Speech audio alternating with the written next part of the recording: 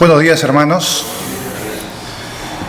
Antes de proseguir, quiero hacer una aclaración respecto a la anterior prédica del domingo pasado, porque a veces yo no me hago entender bien, ¿no? Y Juan me hizo notar una observación importante, ¿no?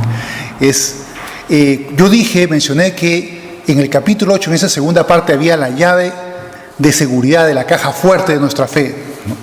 ¿A qué me refería? Bueno, yo me refería a todo lo que había dicho, pero quiero definirlo en dos pasajes del capítulo 8 antes de continuar, para que nos quede clara la idea. ¿Cuál es esa llave? ¿No? Quedó un poco en la nebulosa, ¿no? Hablé de muchas cosas, pero bueno, ¿y cuál fue la llave? Pues sí, hay una llave. Vamos al capítulo 8, verso 16, si no me equivoco, 17.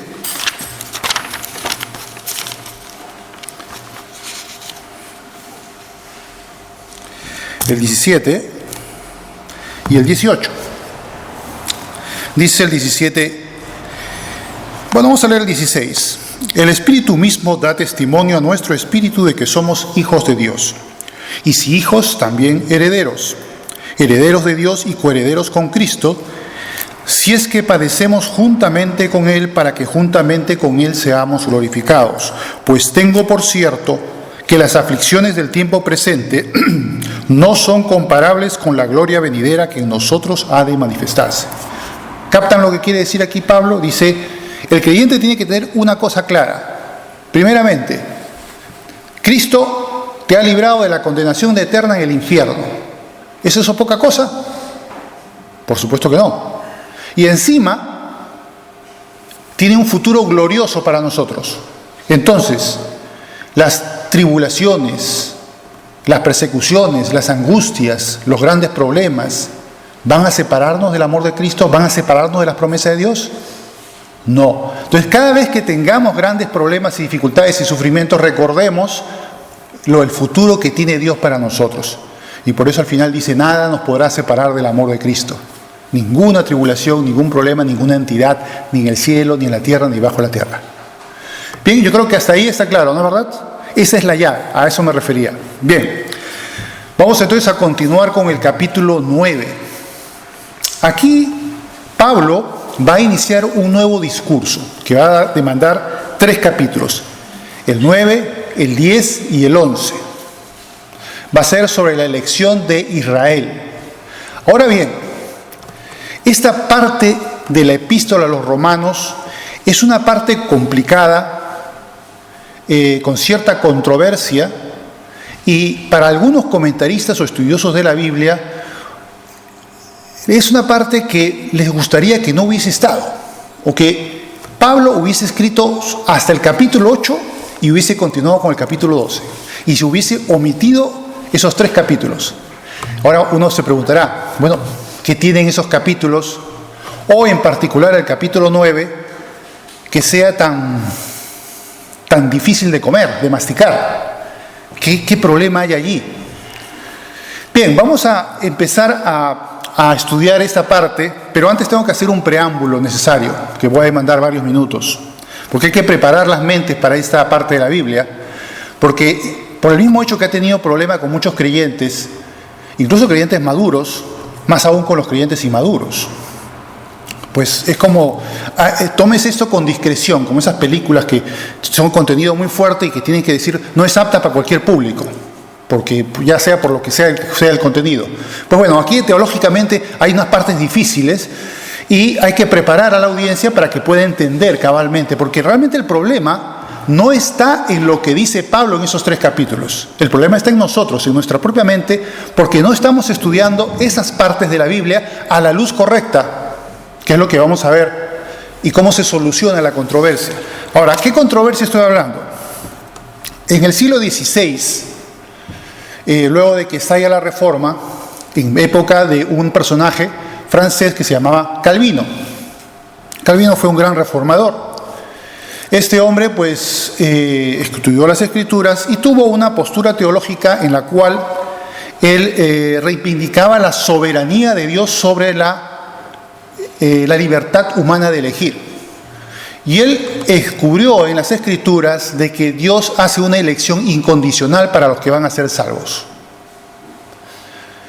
Pero este tipo de elección incondicional, es decir, que yo no puedo hacer nada, Dios de todas maneras, si Él quiere que sea salvo, va a hacerme salvo a patadas si es posible. Recordemos al caso de Pablo. ¿Pablo tenía alguna disposición de creer en Jesús? ¿Tenía? No, para nada. Tuvo que el Señor Jesucristo presentarse ante él de una manera extraordinaria, de una manera poderosa, para que el corazón de piedra de Pablo se rompiera. Y así hace Dios muchas veces con muchas personas que tienen un corazón que de modo alguno les va a interesar un bledo pensar en Dios o pensar, digamos, en Cristo, como camino para poder agradar a Dios. Para nada. Pues bien, hay gente que se convierte de una manera suave y otros que se convierten de una manera abrupta, que realmente eso significa que efectivamente pues Dios interviene en este asunto y es Dios quien va a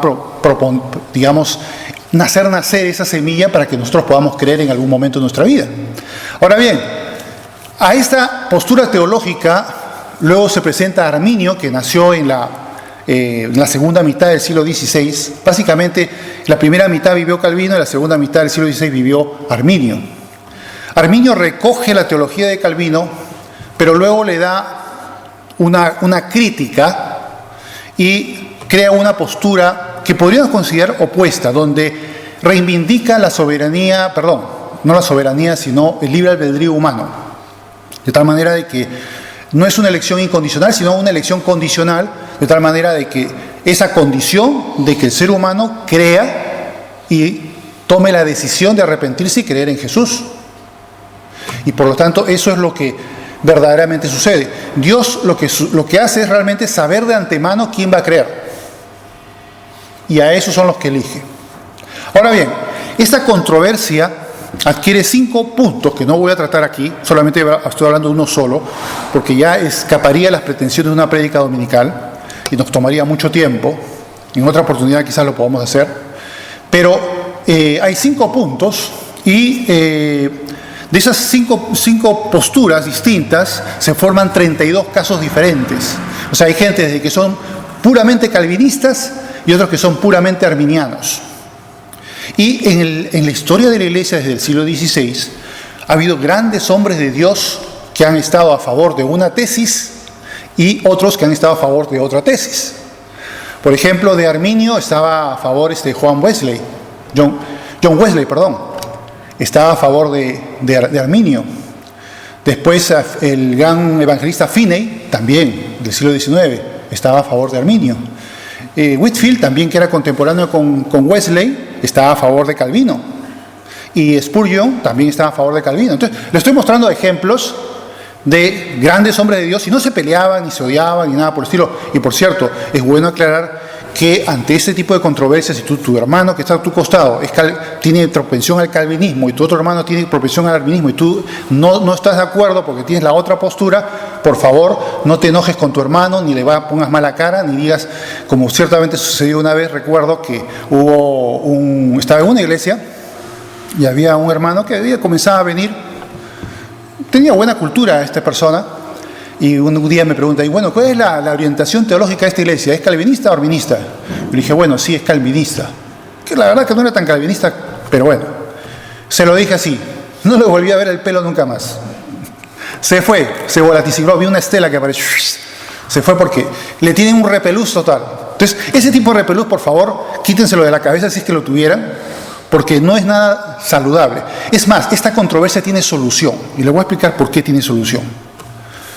Bien, para poder ver la solución a esta controversia, voy a tener que pasar a explicar un tema aparte, la física. En la física hay muchas cosas que se parecen a la teología. Y por eso es que saber física ayuda mucho a entender la teología. Desde el fines del XVII, principio del XVIII, se formó una controversia sobre la naturaleza de la luz. ¿Es la luz onda o es la luz partícula? Para Newton, la luz era corpuscular, es decir, era partícula. Luego aparece Jung y luego Huygens y dice, no. Mira, acabamos de hacer un montón de experimentos que la luz se comporta como una onda. Luego en 1905 aparece Einstein con su publicación sobre el efecto fotoeléctrico y dice otra vez, oye, que son partículas. Entonces ya los físicos estaban medios calientes. ¿Qué pasa aquí? ¿No? ¿Cuál es la verdad? ¿Quién tiene la razón? Y unos se peleaban, se jalaban los pelos, en fin. Pues bien, aparece un señor llamado de Broglie y dice, señores, puedo demostrarles que la naturaleza de la luz es doble, tiene doble naturaleza. Es corpuscular a nivel microscópico y es ondulatorio a nivel macroscópico. Santas Pascuas se solucionó el problema. Ahí está. La respuesta es que según la escala, porque la física no es invariante con respecto a la escala, las cosas son diferentes. En el mundo de lo muy pequeño trabaja la mecánica cuántica. Y en el mundo de lo muy grande trabaja la mecánica celeste. Yo puedo saber la posición de Júpiter a través de la mecánica celeste, no de la mecánica cuántica. Y puedo saber dónde está puesto un electrón a través de la ecuación de Schrödinger, que es a través de la física cuántica, no a través de la mecánica celeste o de Newton. Entonces, cada cosa en su lugar. Lo pequeño tiene su física y lo grande tiene su física. Según la perspectiva, las cosas son de manera diferente. ¿Por qué? Porque las realidades son complejas. No hay realidades simples. Muchas gracias, Oliver. Bien, aquí vemos un caso de realidad compleja. Fíjense que es un cilindro. Si lo vemos desde su lado, su eje longitudinal, vamos a ver un círculo. Pero si lo vemos desde la parte lateral, perpendicular al eje longitudinal, vamos a ver un cuadrado o un rectángulo según sea el largo del cilindro. Ahora la pregunta es, bien, ¿esto qué es? ¿Un círculo o un cuadrado? Ambas cosas. Es un cilindro que se ve como un círculo desde una perspectiva y se ve como un cuadrado desde la otra. Si fuera una esfera, sería una realidad simple. La realidad simple se va a ver igual desde cualquier parte, porque una esfera tú la vas a ver igual como un círculo desde cualquier ángulo. ¿No es verdad? Pues bien, esa misma lógica se aplica a la teología y se aplica a la controversia entre Calvino y Arminio. ¿Y cuál sería pues esa dimensión? Pues la perspectiva divina, que es la que pondera Calvino, y la perspectiva humana que pondera Arminio. Por favor, si puedes poner, Oliver, la siguiente. Ya. Aquí yo podría haber puesto, mi intención era poner más versículos, pero dije voy a hacer perder tiempo y va a ser pues un lío. Va a ser unos cuantos ejemplos para poder saber cuáles son, perdónenme que si no lo ven bien, cuáles son las dos posturas, las dos perspectivas, la divina y la perspectiva humana. He puesto estos pasajes que corresponden a una perspectiva en particular. En la Biblia, hermanos, hay las dos perspectivas. Hay la perspectiva divina y la perspectiva humana. Ahora bien, ¿cómo nos enteramos de qué perspectiva se trata? Pues bien, muy sencillo. El sujeto de la acción determina a qué perspectiva se refiere el pasaje. Y es importante saber de que no debemos de asumir conclusiones desde la perspectiva equivocada. Cuando un pasaje trata de la perspectiva divina, no tratemos de usarla para la perspectiva humana porque vamos a fracasar y se nos va a coser las neuronas. Y viceversa, si usamos una cosa de la perspectiva humana para tratar de entenderlo de la perspectiva divina, también vamos a caer en el error. Entonces, el gran problema que ha habido en la controversia entre Calvino y Arminio ha sido de que hay dos perspectivas que hay que trabajarlas con cuidado. De tal manera que Calvino hablaba de la elección incondicional, Dios elige a los salvos, y Arminio decía elección condicional, Dios elige a quienes deciden creer. Ahora, la pregunta es, ¿están ambos equivocados? ¿Ambos tienen la razón? ¿O uno tiene la razón y otro está equivocado? Ambos tienen razón, solamente que Calvino tiene razón cuando se plantea las cosas desde la perspectiva divina y se usan los pasajes que corresponden a la perspectiva divina. Y Arminio tiene razón cuando se usan pasajes que corresponden a la perspectiva humana. Veamos los ejemplos. En el de la izquierda dice lo siguiente: pero hay algunos de vosotros que no creen, porque Jesús sabía desde el principio quiénes eran los que no creían y quién le había de entregar. ¿De qué perspectiva estamos hablando aquí? ¿La humana o la divina? La divina, muy bien. Está hablando Jesús, sabía. Jesús Dios, sabía. Luego, en la parte de abajo, y dijo, por eso os he dicho que ninguno puede venir a mí si no le fuere dado del Padre. ¿Qué perspectiva está hablando? ¿Humana o divina? Divina, efectivamente. Está hablando del Padre. También otra parte que no lo han puesto allí, cuando Jesús dice, yo conozco a mis ovejas y mis ovejas conocen mi voz, y nadie las arrebatará de la mano de mi Padre, porque mi Padre me las dio. ¿De qué perspectiva está hablando ahí? ¿De la humana o la divina? Está hablando de la divina. Ahora, ¿cuál es el problema con el calvinismo y el hipercalvinismo? Que usan mal estas cosas y dicen, bueno, si Dios ya eligió a quienes, desde la perspectiva divina, Dios ya sabe, porque Él sabe quién el que ha elegido para la gloria, y sabe quién no va a ir. Pero nosotros lo sabemos desde la perspectiva humana. O sea, yo puedo ir a decir, no, señores, yo voy a predicar solamente a los que van a ser salvos. ¿Yo cómo sé eso? Yo no soy Dios. Yo tengo que predicarles a todo el mundo. Y hay un montón de pasajes en los que Dios, desde la perspectiva humana, señala que deben de las personas creer en Cristo y arrepentirse, como dice aquí. Y seréis aborrecidos de todos por causa de mi nombre, mas el que persevere hasta el fin, este será salvo. ¿Qué perspectiva es? ¿Humana o divina? Humana. Está hablando de la perspectiva humana, por lo tanto tengo que respetar eso. Yo no puedo usar ese pasaje para hablar de la perspectiva divina, porque está hablando de la perspectiva humana, porque sería como que Dios no sabría pues quiénes van a ser salvos, estaría en la incógnita. Contradeciría lo otro, porque esa aparente contradicción se resuelve precisamente considerando a qué perspectiva corresponde cada pasaje. ¿Se dan cuenta? Son todo parte de una misma realidad, solamente que son enfoques distintos, de distintos ángulos, el divino y el humano. Y luego abajo dice, yo la luz he venido al mundo para que todo aquel que cree en mí no permanezca en tinieblas. ¿Qué perspectiva está hablando ahí? ¿La humana o la divina? La humana. Todo aquel que cree. Está hablando de las personas. Por lo tanto, eso es lo que tenemos que tener en cuenta a la hora de resolver esta controversia. ¿Se puede resolver? Efectivamente se puede resolver reconociendo que son perspectivas distintas y que su tratamiento corresponde a la perspectiva a la cual corresponde el pasaje, y que eso se deduce de acuerdo a saber quién es el personaje de la acción del pasaje. Si el personaje de la acción es Dios o Jesús, es divina. Si el sujeto de la acción es el ser humano, la perspectiva pues es humana. Bien, con esta explicación y esta introducción vamos ahora a empezar con el capítulo 9 a la luz de esto que acabamos de ver. Bien, vamos a leer los primeros versos. Dice, verdad digo en Cristo, dice el 1, no miento, y mi conciencia me da testimonio en el Espíritu Santo, que tengo gran tristeza y continuo dolor en mi corazón, porque deseara yo mismo ser anatema, separado de Cristo, por amor a mis hermanos, los que son mis parientes según la carne, es decir, el pueblo de Israel, los judíos, que son israelitas, de los cuales son la adopción, la gloria, el pacto, la promulgación de la ley, el culto y las promesas. Israel es la única nación de la historia que recibió la revelación de Dios. Tenía que ser el heraldo de Dios para el mundo.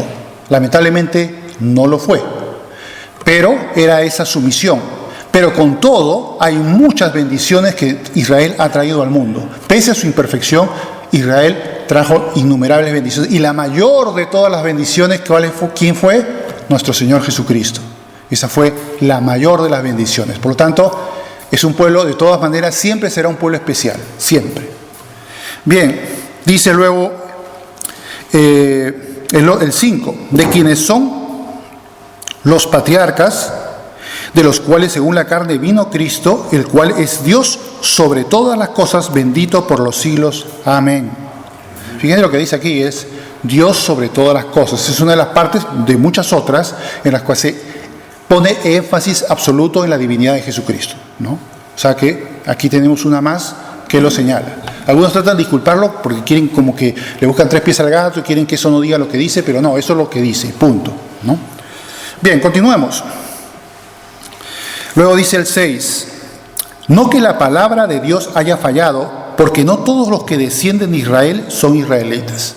Recordemos que Pablo está hablando a una iglesia donde hay gentiles y judíos, es decir, judíos y no judíos. Y por lo tanto, él quiere enseñarles a ambos, que tienen culturas y trasfondos históricos muy, pero muy diferentes, cómo son uno en Cristo, cómo Cristo va a formar un solo pueblo. Pero es complicado, porque el ser humano es complicado y con tantas cosas en la cabeza, tiene que ser muy didáctico Pablo y tratar de enseñarles a través de muchas argumentaciones cómo se une esto, cómo se come. ¿Es Israel de la carne el pueblo que va a ser salvo? Pablo les va a decir, no señores, no es el Israel de la carne, hay un Israel espiritual. Ya lo estaba diciendo de capítulos anteriores, ¿no es verdad? Cuando hemos estado viendo Romanos, hay un Israel espiritual del cual forman parte judíos y también gentiles. Ambos pueblos se unen, pero son remanentes. No son todos los gentiles ni son todos los judíos, son remanentes. Y esos dos remanentes forman un solo pueblo. Bien, aquí continúa entonces Pablo diciendo, el 7, ni por ser descendiente de Abraham son todos hijos, porque por ser descendientes también son descendientes de Ismael, ¿no? Más o menos los pueblos árabes descienden por ahí de Ismael, pero ¿son hijos de la promesa? No, por supuesto. Dice, en Isaac te será llamada descendencia. Aquí lo dice Pablo, ¿no? Bueno, vuelvo a leer el 7. Dice, ni por descendientes de Abraham son todos hijos, sino en Isaac te será llamada descendencia. 8.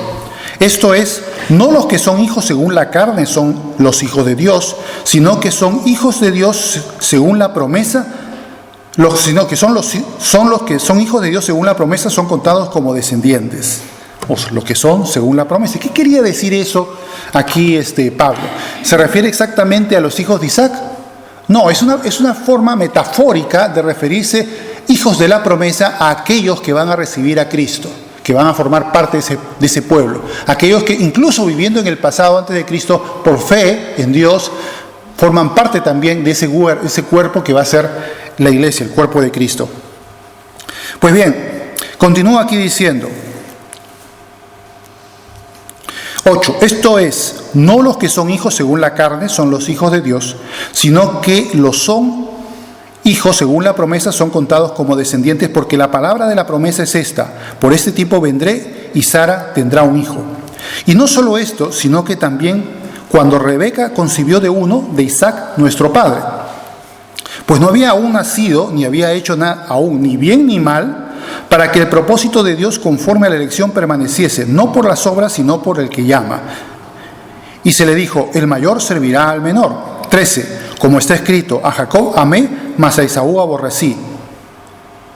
Entonces uno se pregunta cuando empieza a leer, y luego va a empeorar, Imagínate que tú eres un arminiano y lees este capítulo. O eres un cristiano que por ahí tiene algunas ideas, no muy claras, y lees este capítulo. Y de pronto comienzas a ver esto de aquí, y caramba, aquí, esto no me gusta, ¿no? Medio espinoso está la cosa. Seguramente arminiana, ¿no? Seguramente desde la perspectiva humana. Desde la perspectiva humana va a parecer como que, ¿será Dios injusto? Y fíjense lo que dice Pablo. 14.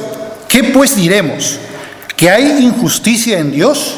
Fíjense que él mismo hace la pregunta, como ya sabiendo qué es lo que el lector va a estar pensando en su cabeza. Entonces él se adelanta y nos revela lo que el interlocutor seguramente al leer esto está pensando. Y hace la pregunta, justamente la pregunta delicada: ¿será que Dios es injusto? En ninguna manera. Fíjense lo que va a decir luego, Pues a Moisés dice, tendré misericordia del que yo tenga misericordia y me compadeceré del que yo me compadezca. ¡Bum! Aún más todavía. Más calvinista todavía. Los otros se ponen nerviosos. Y luego dice, el 16, así que no depende del que quiere ni del que corre, sino de Dios que tiene misericordia. ¡Pum! Otra más. Esas son las espinas. Esos versos, por ejemplo, en una Biblia que me prestaste, que es una Biblia así de gorda, que tiene un montón de, casi le comenta todos los versículos de la Biblia. Pero sí, esos dos versículos no, ahí pasó de largo, dijo, mejor aquí no me meto en esto quema mucho, mejor paso, y pasó al siguiente verso, ahí sí lo explica, pero esos versos no, esos versos quedan ahí en el silencio. ¿Por qué? Porque son espinosos, pues, ¿no? Son espinosos, y para una mentalidad desde la perspectiva humana nos parece un poco mal, ¿no? Vamos a seguir leyendo y luego una explicación al respecto y posiblemente por ahí terminemos. No terminaremos todo el capítulo hoy día. Bueno, dice el 16, repitiendo, así que no depende del que quiere, ni del que corre, sino de Dios, que tiene misericordia. Porque la Escritura dice a Faraón, para esto mismo te he levantado, para mostrar en ti mi poder y para que mi nombre sea anunciado por toda la tierra. De manera de que quien quiere tiene misericordia y al que quiere endurecer, endurece. Pero me dirás otra vez, como leyendo la mente del interlocutor, ¿por qué pues inculpa? Porque ¿quién ha resistido a su voluntad? Otra vez, full calvinismo. Mas antes, oh hombre, ¿quién eres tú para que alterques con Dios? Diré el vaso de barro al que lo formó, ¿por qué me has hecho así? La respuesta de Pablo es brillante, absolutamente brillante. Porque la verdad, ahí lo que está diciendo es, acuérdate del alfarero. El alfarero tiene potestad para hacer envases de barro, pero él decide qué es lo que va a hacer con el barro o la arcilla. Eso lo decide él, es el alfarero. Entonces, tenemos que verlo de la perspectiva del alfarero, en este caso de Dios. ¿Cómo ve Dios las cosas? Dios tiene potestad para hacer eso. Imaginemos, para entenderlo mejor, pongámonos en el lugar de Dios. Van a ver cómo se entiende esto. Imagínate que tú vas al supermercado, ¿no? Y vas y te coges unos tomates para comprar. Y de pronto la lechuga te habla y te dice, oye, pero no seas injusto. ¿Por qué eliges el tomate y no me eliges también a mí? Yo que soy una lechuga, fresco como una lechuga. Y luego viene el apio y también se amotina y comienza a decir, oye, qué injusticia, por favor, a mí también. Luego los pepinos también aparecen por ahí y comienza a haber un amotinamiento y un berrinche porque todos quieren que les compre, pues, porque si no les compras que eres un injusto, pues, ¿por qué no? Pero te das cuenta que eres tú el que tiene la potestad. Dices, sí, pero yo quiero los tomates para una salsa, yo no quiero hacer ensalada. O por ejemplo te vas a un mercadillo o a un mercado de estos techados y vas a un tendero y le compras algunos productos. Y luego viene el tendero al otro lado, te comienza a silbar y dice, oye, ¿y por qué es tan injusto? ¿Por qué no me compras a mí también? Entonces, tú vas a entender ahí que tu perspectiva, la tuya, tú vas al mercado a comprar aquello que tú quieres, vas a hacer tu voluntad. Tú eres soberano sobre tus decisiones, igual cuando vas a comprar las verduras. Por lo tanto, tenemos que entender que esa es la postura de Dios. Desde la postura de Dios, Dios es soberano para hacer con su creación lo que Él determine hacer. Tendrá misericordia del que tenga misericordia y se compadecerá del que se compadezca. Porque todo eso forma parte del concierto de lo que Dios va a hacer. Incluso, cuando habla de Faraón, que dice que lo usó para sus propósitos, vemos que hasta el mismo Satanás, Dios lo ha usado para sus propósitos.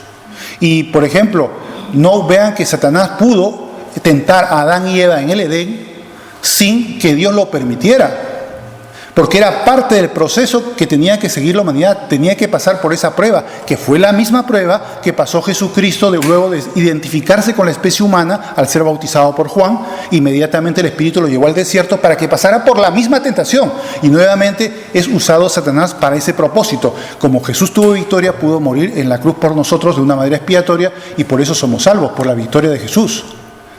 Pero fíjense que esa prueba tuvo un miembro, y también hubo un Judas, recuerden, que fue el que traicionó a Jesús. Cumplió un papel, en cierto modo, en esa tragedia de la pasión, pero que resultó para bien, para la expiación de la humanidad. Por lo tanto, todo forma parte de un juego que Dios conoce y que nuestra mente humana no puede entender ni puede conocer a cabalidad. Porque estamos aquí y nosotros no sabemos las cosas que Dios tiene en su mente. Dios es Dios. Tenemos que respetar esa realidad. Por lo tanto, desde la perspectiva divina, Dios puede. Ahora, cuando lo vemos desde la perspectiva humana, somos como la lechuga, ¿no? Que se amotina porque dice, ¿por qué no me compras a mí? ¿No? Ahora bien, ¿qué sucede con las personas, con el tema de la predicación del Evangelio y que las personas tomen la decisión de creer o no creer? Es que desde la perspectiva humana tenemos que usar las herramientas de la perspectiva divina. Yo cuando voy a predicarle a una persona, ya puedo prejuzgar, no, este va a ser salvo.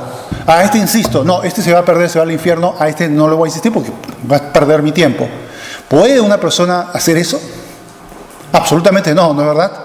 Estamos en la perspectiva humana, y de la perspectiva humana toda responsabilidad sigue siendo del hombre. En ese aspecto Arminio tiene toda la razón.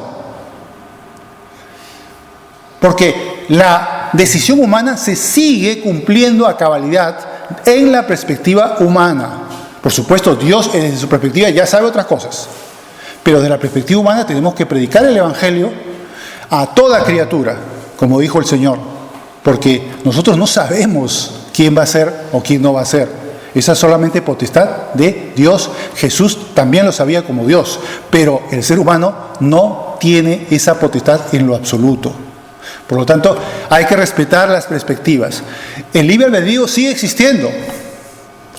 No, pero no dices tú que Dios ya sabe y su voluntad no puede ser resistida. Sí, desde la perspectiva divina eso es verdad. Desde la perspectiva humana eso no.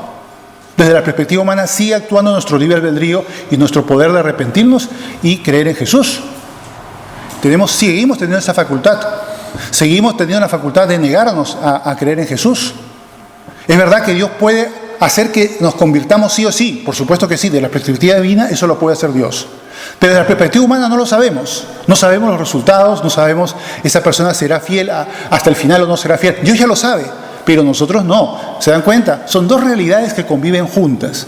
El error de querer ver a la luz de la otra perspectiva, es lo que nos lleva a estos grandes problemas, estas controversias, estas luchas que existen en la teología. Bien, vamos a continuar un poco más y ahí terminamos para que dejar el resto para el próximo domingo. Dice, voy a repetir otra vez el 20 y el 21. Dice, más antes, oh hombre, ¿quién eres tú para que alterques con Dios? Diré el vaso de barro al que lo formó, ¿por qué me has hecho así? ¿O no tiene potestad el alfarero sobre el barro para hacer de la misma masa un vaso para honra y otro para deshonra? ¿Y qué si Dios, queriendo mostrar su ira y hacer notorio su poder, soportó con mucha paciencia los vasos de ira preparados para la destrucción? Y para hacer notorias las riquezas de su gloria, las mostró para con los vasos de misericordia que Él preparó de antemano para gloria, a los cuales también ha llamado, esto es, a nosotros, no solo de los judíos, sino también de los gentiles. Vamos a leer hasta ahí. Pero está claro que tenemos que tener cuidado para interpretar las Escrituras y tener en cuenta esto. Hay dos perspectivas, la perspectiva divina y la perspectiva humana. Dios tiene propósitos inescrutables y desde su perspectiva Él ha definido las cosas, a los salvos y a los no salvos. Eso no es una verdad horrible. Puede parecerlo desde la perspectiva humana, si lo analizas desde la perspectiva humana, pero no de la divina. Desde la perspectiva humana, la libertad, tu libre albedrío, tu capacidad de perseverar en la fe está ahí vigente. Tienes que cuidarte, tienes que tener mucho cuidado dicen, cuidad vuestra salvación con temor y temblor. Tú no estás llamado a decir, ya soy salvo y se acabó y me olvido del asunto y me despreocupo. No. Vamos a terminar con un pasaje de segunda de Pedro para complementar este último pensamiento. No está diciendo que la salvación se pierde, ojo, no estoy diciendo eso en ningún momento. Porque Dios tiene métodos para disciplinar a aquel que está andando de mala manera, incluso con la muerte, es decir, quitándolo de por medio. Recuerden cómo el caso de esta persona que estaba conviviendo con su madre, con su madrastra, en la iglesia de Corinto, que Pablo le dijo, yo ya lo he juzgado, lo que debéis hacer es entregarlo a Satanás para destrucción de la carne, más que su alma sea salva. O sea, no habló de que iba a perder su salvación, pero sí que la disciplina que iba a caer sobre esta persona iba a ser dura. Y esa disciplina también ha caído en otras ocasiones, como por ejemplo cuando habla también Pablo de aquellos que no tomaban en cuenta la seriedad del pan y el vino en la cena del Señor, tenían pues que terminaban enfermándose e incluso muriendo, ¿no? O sea, y Ananías y Zafira también, que mueren porque hacen una engañifla con el tema de los aportes a la iglesia y estaban mintiendo al Espíritu Santo y la disciplina de Dios es efectivamente quitarles la vida. O sea, que esto sucede efectivamente. Eso no significa que perdieran su salvación. Por lo tanto, no se trata de eso. Pero sí, hay algo que Pedro dice sobre las personas que tienen esa necedad. Vamos a leerlo y ahí terminamos. Bien, vamos a ver desde el 3. Como todas las cosas que pertenecen a la vida y a la piedad nos han sido dadas por su divino poder, mediante el conocimiento de aquel que nos llamó por su gloria y excelencia, por medio de las cuales nos ha dado preciosas y grandísimas promesas, para que por ellas llegaseis a ser participantes de la naturaleza divina. Fíjense lo que dice: habiendo huido de la corrupción que hay en el mundo a causa de la concupiscencia. Vosotros... ¿Dónde estás leyendo? Perdón. Segunda de Pedro, del verso 1, capítulo 1, verso 3. Segunda de Pedro.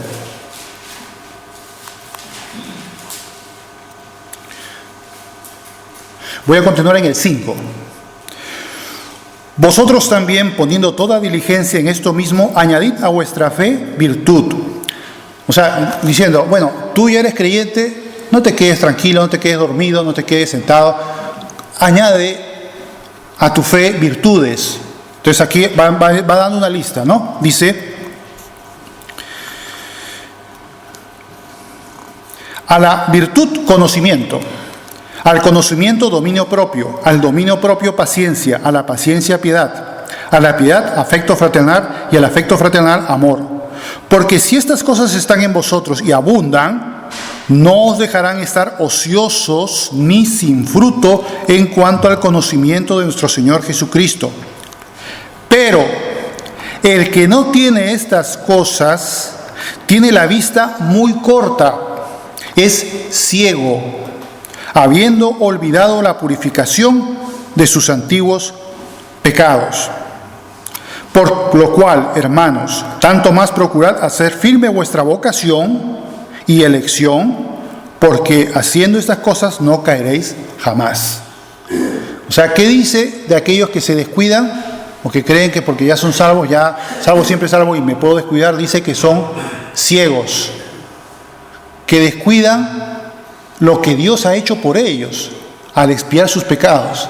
O sea, es una actitud necia. El creyente no se puede dar ese lujo. Que puede hacerlo, sí, hay quienes lo hacen, pero no debemos hacerlo, no debemos caer en eso. Y por lo tanto debemos permanecer fieles, y nuestra seguridad, que es, como dijo en el verso 16 del capítulo 8, que el Espíritu mismo da testimonio a nosotros de que somos hijos de Dios, pues debemos de tenerlo como un gran privilegio, una gran misericordia por parte de Dios para con nosotros, y en agradecimiento responder a ella, no en estar estáticos o pasivos o durmiendo, sino ser activos, añadiendo virtudes a nuestra vida. Oremos. Padre Santísimo, te damos las gracias por tu palabra, por la exhortación, Señor, que hallamos en ella, por tu consejo, Dios. Te pedimos que nos ayudes a entender esta forma de poder enfocar teológicamente muchas de las citas de tu palabra, para ver y saber cuándo es la perspectiva humana y cuándo se trata de la perspectiva divina. Te pedimos, oh Dios, que nos ayudes pues en el entendimiento de esto, y hagas que nosotros, Señor, seamos plenamente agradecidos y conscientes de todo lo que has hecho por nosotros, y podamos, Señor, vivir vidas que te honren, no estáticas, sino dinámicas, que busquen la virtud y todo otro don y fruto del Espíritu Santo. Te pedimos todo esto, oh Dios, en el nombre precioso de Jesús. Amén.